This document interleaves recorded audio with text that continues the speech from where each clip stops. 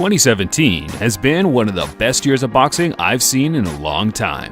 We've been lucky enough to see the best fighting the best from most of the different weight classes. Oh, but there's a sweeping left hook by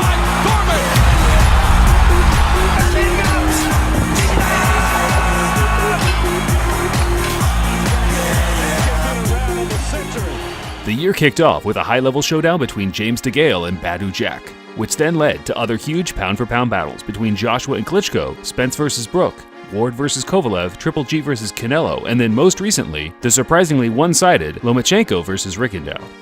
It's certainly been a year to remember, but who are the current top fighters in the pound-for-pound list? Let's get straight to number 10. Gucci gang, Louis gang, Fendi gang, Dolce gang, Sachi gang, Prada gang, lot of gangs. I don't really fuck with no brand names. Jordan about to go on a rampage.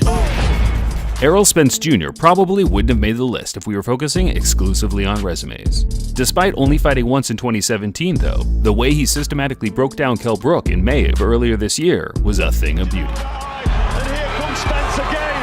Errol Spence Jr. on the verge of the coronation. Kell Brook tottering all over the ring. He's going to be taken out here. Spence is a southpaw boxer currently competing in the welterweight division.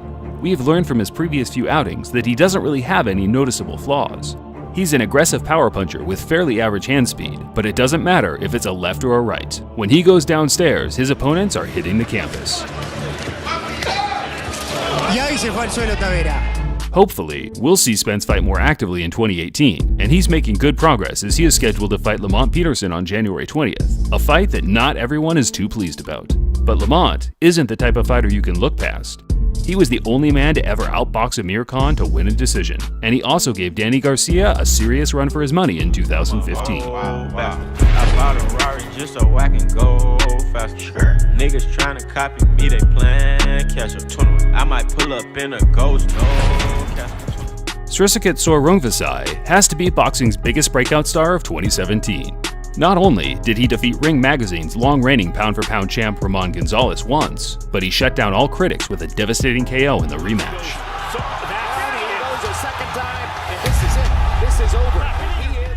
Rungvisai's pro career couldn't have gotten off to a worse start, as he only managed to win one of his first 5 contests. But then he drastically improved over the next few years, where he only lost once in his next 39 fights. With a large majority of his career being fought in Thailand, he wasn't on most people's radars before he met Gonzalez. I remember glancing over his KO percentage before the bout and being stunned to see 40 wins inside the distance in his 44 fights, a very unusual stat for a boxer campaigning in the super flyweight division. To accompany his power, he also has a rock-solid chin and work rate, and that's something he'll need to use once again if he's to come through his next bout with Juan Francisco Estrada in February of next year. I am so not phony. They try to disrespect me when they're online especially, but everything cool when they check me because I'm so cool and deadly. Anthony Joshua is a man that I think is being a bit overlooked by many different pound-for-pound media rankings this year. Yeah, he only has 20 fights, but he's already beaten many top-ranked heavyweights in his division, with the most notable being that thrilling Fight of the Year candidate against the greatest heavyweight of this era in Vladimir Klitschko. It feels like yesterday we were watching him overcome the odds to win an Olympic gold medal for his nation of Britain, but he's now already moving on to make his 5th world title defense early next year. At 6'6" and weighing 250 pounds, it's quite refreshing to see Joshua throw the combination punches he does. He doesn't exactly have the speed of Muhammad Ali, but he definitely defies the usual model of a big stiff heavyweight. Lunges in. You got to credit his bravery, but he's getting around, pounding it down. With 20 wins and 20 knockouts, Joshua clearly carries great power in that huge frame, and it really seems like every time he lands something clean on his opponents, they really struggle to deal with it. Overall, I would say Joshua is still a work in progress, but is undoubtedly one of the biggest stars in world sports today, and I hope he can keep taking steps forward to move up this list in 2018. Imagine 20 years with a bitter bitch in the same drama. Dame told you do this shit and you don't see Dame Karma. K9 on your ass, nigga, no distraction. What the Japanese star Naoya Inoue has achieved in only 14 fights is staggering and shouldn't be overlooked in this year's pound-for-pound list.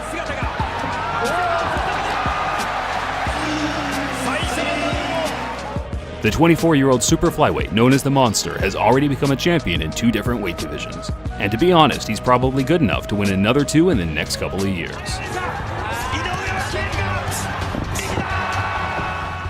I remember we had Inoue quite significantly lower in our list last year. All I asked him to do was to prove himself in America, and thankfully he did just that as he completely obliterated Antonio Nieves on HBO's great super flyweight card earlier this year. When he throws it, and it sets up power shots like that. Inoue will finish the year off with another fight December 30th, so that's a solid 3 outings this year, and I really hope we see him back in the States next year, perhaps against the previously mentioned Srisakat Rungvisai, because when those 2 heavy hitters collide, it's guaranteed to be a real bruiser. Like crybabies. We next to 8795 I-80. Drive, baby, drive safely. Tell you the ride's crazy. When Mikey Garcia defeated Juan Carlos Burgos in January of 2014, it started to feel like we might never see him return to the ring. That's an impressive display by Mikey Garcia. But 2.5 years later, back he came, with a more spiteful and ferocious style than ever.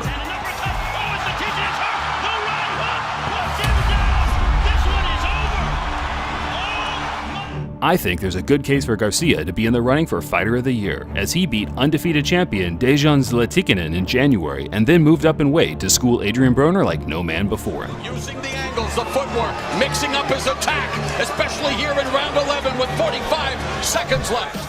With a record of 37-0 with 30 knockouts, it's going to be really interesting to see where 2018 takes him, especially considering he's so heavily linked to a potential showdown with Vasily Lomachenko, and that seems to be the fight fans want to see the most. I think for me it's easy because he's a classic boxer, he's a technical, he's the slow.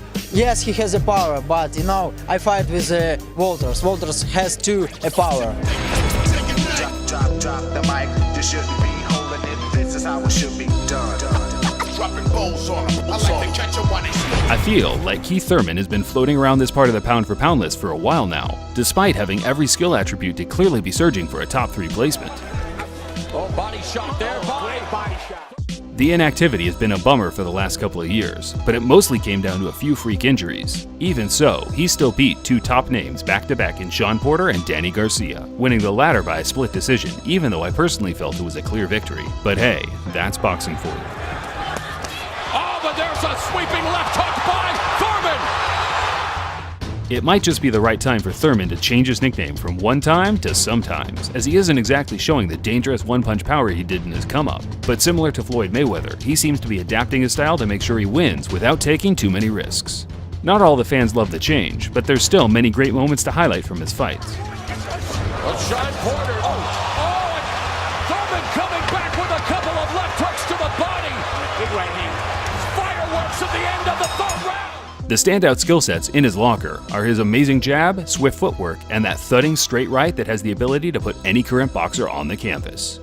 It's looking likely he'll face Errol Spence Jr. in 2018, which is a real treat for the fans, and I've got a pretty good idea of who will win that one. So keep your eyes peeled for a tail of the tape whenever the fight is official. I got diamonds on my fists and shit, diamonds on my wrist and shit, so icy, bitch, I'm colder than a freeze. Bling, loud. My main bitch, 21 side bitch, tripping, bitch, I love y'all. When it comes down to the criteria of resume and skill set, there's no real reason why Canelo wouldn't top the whole list. If you look at this kid here, he's different because he don't care about defense. He'll be in the top 5 pound-for-pound most exciting fighters around, that's for sure. For a 27-year-old boxer to have Shane Mosley, Austin Trout, Floyd Mayweather Jr., Erislandri Lara, Miguel Cotto, Amir Khan, Julio Cesar Chavez Jr., and Triple G Gennady Golovkin on their resume, well, it kinda speaks for the level of greatness this fiery Mexican is trying to achieve. Start to the 12th round for Canelo Alvarez. He's been accurate. Canelo has always been a fantastic boxer-puncher, and then slowly evolved into a more focused counter-puncher, slowly picking up different skills from the array of great talent he's faced. He's a strong competitor. He's a strong champion. But he's a tough competitor. He's a tough competitor. Canelo's not exactly everyone's favorite guy after the controversial draw with Golovkin this year, but just remember he has no power over the judges and is just trying to do his job to the best of his abilities. Started fighting in the championship rounds as though you needed them to win the fight. No, obviamente para convencer lo que ya tenía ganado. No, not at all. To be convincing in what I already had won. That's all.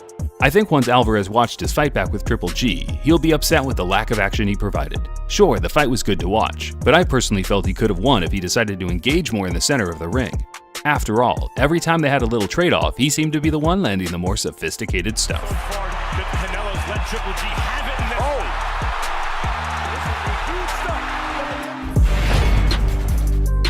I've been fucking hoes and popping pillies, man, I feel just like a rock star. Ring Magazine, which is the most respected and sought-after ranking system in the world, currently has Gennady Triple G Golovkin as their #1 pound-for-pound boxer, and for good reason. hard uppercut by Golovkin. Momentarily wobbled Rubio. Now he's got him pinned against the ropes. And see how he varies here. Predator at work. Down goes Rubio. Touch, touch, touch. It's pretty much been straight dominance for the 35-year-old Kazakh killer. 19 world title fights, 0 losses, and 17 knockouts. That's staggering. And I think it's fair to say he's proved himself as the greatest middleweight since the likes of Carlos Monzon and Marvin Hagler, or at least right up there with Bernard Hopkins. Those guys that know how to box, know how to use his jab, and use it effectively. He had one of the second or the first highest jab output in boxing. 2017 was also another great year for Triple G, as he fought against the #2 and 3 guys in his division, battling hard to defeat Danny Jacobs in March, and then getting a draw with longtime rival Saul Canelo Alvarez in September. Gennady steps back in and lands a hard right uppercut. It's hard to say how much longer we'll see Gennady competing, and I really don't think he's the same guy from a few years ago, but I think 2 more big fights in 2018 would be a great send-off to the man that, quite honestly, has been the most dominant boxer post-Floyd Mayweather after he beat Pacquiao in 2015. Let's go, let's do it, guys. Who is #1 right now? Just bring him, I show you. All my life I want money and power, respect my mind, or die from last shout. I pray my dick get big as the Eiffel Tower. When Terence Crawford became the undisputed champion of the super lightweight division earlier this year, he asserted himself as a guaranteed top 3 pound-for-pound fighter.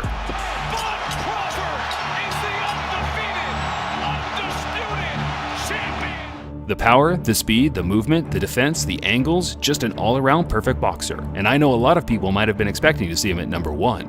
The only thing that really had me back from putting him first was the fact he still doesn't have a resume to compete with a few fighters below him on the list. The best fighters he's beaten on paper so far are Victor Postol and Yuriorkis Gamboa, both top guys, but not regarded as elite. I always believe in, to beat a man, you gotta beat the man. But now, Crawford is moving up to welterweight looking to become a 3-weight world champion, and if he beats either Errol Spence or Keith Thurman, then I don't see how there can even be an argument for who's #1. Unless, of course, the next guy keeps doing what he's doing. If you are what you say you are, a superstar, then have no fear. Boxing Legends TV's #1 pound-for-pound fighter this year is none other than Mr. Matrix himself, Vasily High-Tech Lomachenko, aka No Moschenko. And as Lomachenko said after the fight with Rgandiao, he should call himself No Moschenko, because all these undefeated fighters keep quitting. And when are they quitting? They're quitting right after they realize this is no longer an athletic competition. And now he's about to kick my ass. And before he does that, I'm done. Lomachenko would also be my pick for the 2017 Fighter of the Year, after making 3 top fighters from his division quit on their stools after being thoroughly embarrassed. Whatever it's supposed to do with your fighter, relinquish, submit, quit! And he just did it again, against a pretty damn good fighter. I'm guessing most of you know the skill set this guy brings to the ring. One of the most relentless offensive fighters I've seen in the ring for a long time, with amazing punch speed and punch selection. And despite not having the most stunning one-punch power, he's completely making up for it with his physics-defying like footwork and body movement. When you go right, or someone's going right on, you're already somewhere else. Do you train for angles like that, or did that come naturally for you? You know, I training all my life. I training this move all my life. I use this move, these exercises all my life. When you think to yourself, a fighter with only 11 bouts can be considered as a top 3 pound-for-pound entrant, even by his biggest haters, is actually quite staggering and unprecedented. And if people think he's only here because of his skill set, well, you thought wrong. Vasily already has a resume that rivals anyone in world boxing, competing 11 times, 10 of those in world title bouts, with 3 huge wins over Gary Russell Jr., Nicholas Walters, and the recent mismatch with Guillermo Rigondeaux. We'll be doing an in-depth news roundup over the next couple days, so look out for that if you want to know a more in-depth opinion on Loma's breeze through Rigondeaux.